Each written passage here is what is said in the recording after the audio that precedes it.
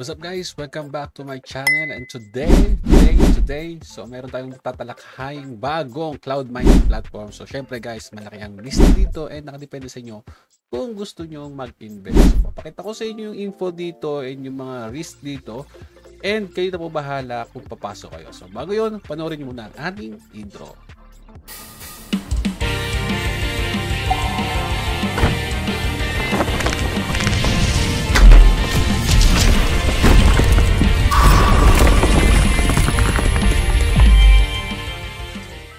So going back guys to BTC Minetrix, okay? So pwede nga kayong mag-earn ng BTC dito or mag-mine gamit lang ang website nila, which is ito nga yung tinatawag na cloud mining. Okay, so hindi na raw to hassle dahil nga hindi na kailangan gumamit ng iba't ibang hardware or kung ano mang software dahil sa website nga ito available.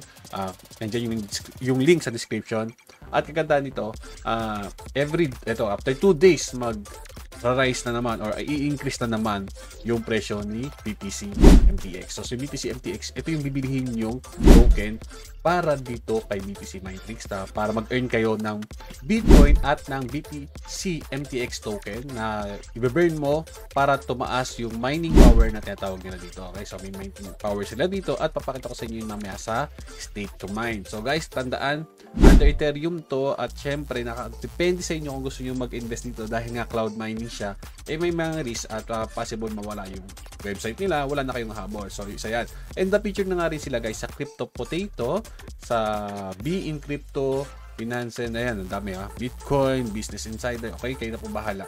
So, napaka simple lang naman ng pagbili ng token dito guys. So, pwede nga kayo mag-direct Ethereum to BTC MTX or USDT to BTC MTX and card. Okay, so kagandahan nito guys, habang tumatagal nga is tumataas nga itong value ni BTC MTX. And kung pupunta naman tayo dito sa stake to mine nila, makikita nyo dito, yung estimated rewards dito, nasa 72%. Depende yan kung kano kalaki ang ini-stake nyo. Tandaan guys, nasa sa inyo kung mag-invest kayo. Pinapakita ko na sa inyo yung BTC Minetrix, o Minetrix, okay? Like tayo sa website. So ito nga yung USDT raise nila guys, nakapag-raise sila ng almost 9 million or more than 9 million dollars. Okay? So ganun na karami yung nag-stake sa kanila. And dito sa may table nila sa baba guys, ito yung Bitcoin Minetrix at yung traditional cloud mining. So sa Bitcoin Minetrix guys, yung cost of entry nila low and pre-sale. Sa traditional cloud mining naman, high and large minimum amount lang daw.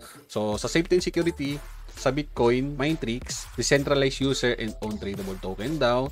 So sa traditional mining naman guys, cash deposit required. So yung risk dito, user controlled and easy withdraw and sell. So sa cloud mining naman guys, no refund, long-term commitment.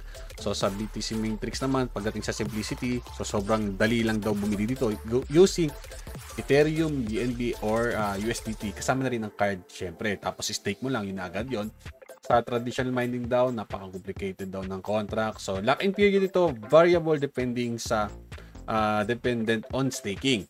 So, fixed naman ang time frame ng traditional cloud mining. So, ayan guys So, yung reason bakit daw cloud mine BTC ang kailangan gamitin guys, dahil nga easy entry, cost, efficiency, space, and noise. Tapos, syempre, dati naman yung mga hardware ang ginagamit. So, sobrang ingay nga naman daw. So, dito guys, hindi nyo na kailangan gumamit ng kahit anong mining rigs. Okay? So, no resale worries.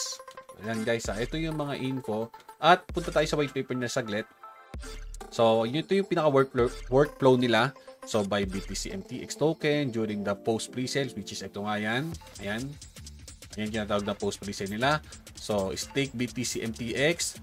Tapos, mag-earn kayo ng credits. Yung mining credits nyo, guys, i-burn yun para maging mining power nyo. So, transfer mine BTC to personal wallet. So, ganun lang siya kasimple. At ang benefits nito, for end users, the tokenization of the process of acquiring hash power ensure that end users retain full control of their funds. BTC MTX tokens can be withdrawn or sold at any time, providing flexibility. BTC MTX also removes the need to send any cash to purchase mining contracts. All hash power is acquired by burning the mining credits. So, yun yung kailangan natin dito. Tapos, mag-earn kayo through staking. So, guys, tandaan, nasa sa inyo kung gusto nyo earn dito, pumasok dito sa BTC Minetrix dahil nga pinapakita ko sa inyo yung info about kay BTC MTX. So, sobrang dali na niya lang i-access guys, gamit lang ang Ethereum, USDT, and BNB, which is yung sabi nga dito, simplicity nila. Okay? Isa pang miss dito guys is hindi ko makita kung nasaan yung team nila, and wala din akong info kung paano malaman yung gumawa ng BTC Mindtricks. So ngayon, kagandahan lang dito, meron silang community which is Telegram and Discord. Kayo na po bahala kung sasali kayo. At syempre sa Twitter naman nila, nasa 19k almost followers na sila, and nag-a-announce na sila dito ng mga viewer na may mga fake support accounts nga na gumagamit ng pangalan ni BTC MTX. So kayo po bahala dito guys, ha. Tandaan, nasa sa inyo kung papasok kayo sa BTC Mindtricks. Isa pa sa mga nakita ko dito guys, sa white paper nila, balik tayo sa pinakababa. Okay, baba tayo. Ayan. So may disclaimer dito, cryptocurrency involves the risk of capital loss. You should conduct your own research before participating in any pre-sale and understand the risk to reward ratio. So totoo naman, may risk to reward ratio nga pagdating sa crypto kahit sa pre-sale yan. So be responsible and never invest more than you're willing to lose. Okay?